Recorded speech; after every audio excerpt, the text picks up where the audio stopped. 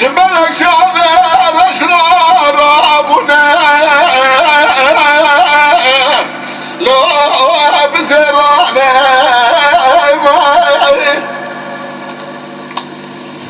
قدابنا بكمال ميمي عزل إنسان مثال دور زماني قبضان فلق مالا بميراثي يلوش مالا إمام مسالكي جورهم بخلقي حوض الميراث بما ترقى حلالي ربيع أخذ ضعنا الملخ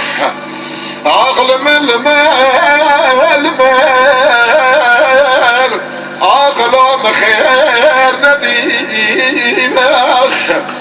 لو كبر بس خزالك كوبي بوم كذيه ذكرنا درسك بدنا فساد شيطانك بده مكلك ملاوك خطر نديك دي واي خير واي خوش بي ولا بالمال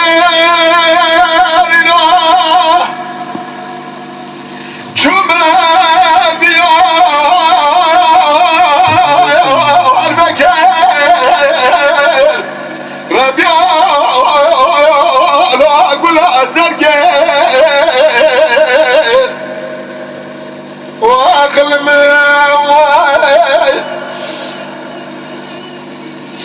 لأزمنا شني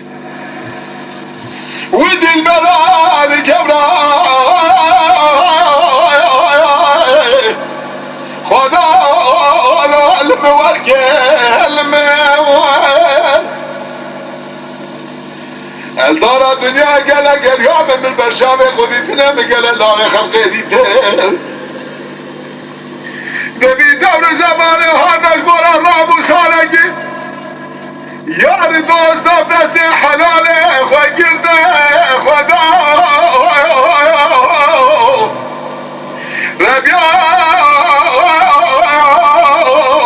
وجمال بركيم ويراخ ورا ورا ورا ورا ورا نعم خير نبي